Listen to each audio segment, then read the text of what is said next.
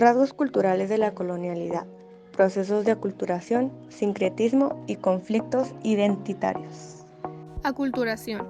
Fue utilizada a finales del siglo XIX, pero se comenta que solo llegó a obtener un intento de definición buena en la década de 1930.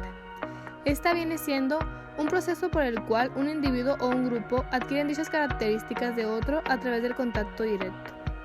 Llega a ser el resultado de un proceso por el cual personas llegan a obtener una cultura propia y de forma involuntaria. Es un proceso que se ha dado desde tiempos remotos a lo largo de la historia del hombre y desde el primer momento en que hicieron contacto comunidades sociales diferentes. Ocurre en diversos grados de intensidad según las modificaciones culturales que se lleven a cabo, los cuales pueden ir desde los más leves, como el uso de una nueva palabra, hasta los más perceptibles y notorios, como la modificación de un valor social. Son adoptados los rasgos de las culturas dominantes sobre las más débiles, es decir, se imponen los cambios, pero de manera asimétrica, porque, aunque pueda existir un intercambio mutuo de culturas, una siempre va a sobresalir y dominar en la otra. Existen diversos ejemplos de aculturación. Entre los más resaltantes se pueden mencionar los siguientes. La colonización de América es uno de los ejemplos de aculturación violenta.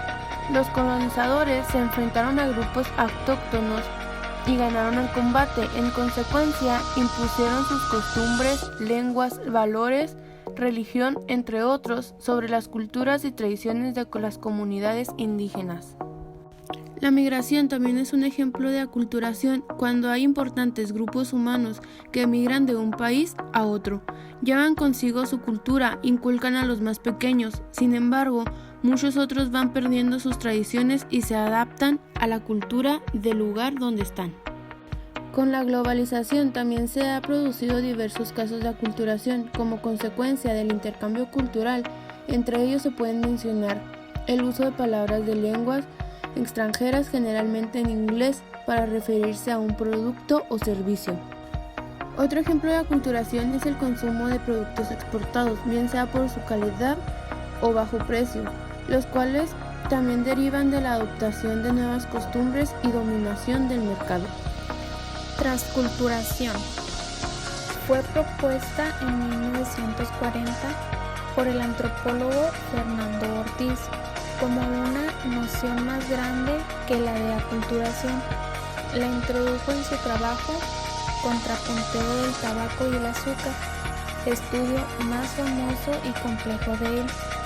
Se dice que era una historia que combinaba con una investigación histórica y antropológica a una gran expresión literaria.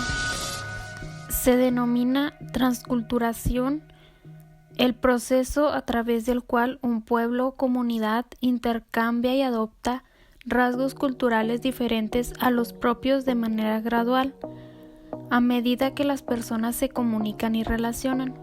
De esta forma, la transculturación se caracteriza por tres fases que pueden ser definidos como aculturación, desculturación y neoculturación. Número 1. Celebraciones de otros países que hemos acogido en nuestro país. Número 2. El Spanglish. Usamos palabras en inglés en nuestro lenguaje. Ejemplo: dale like a mi foto.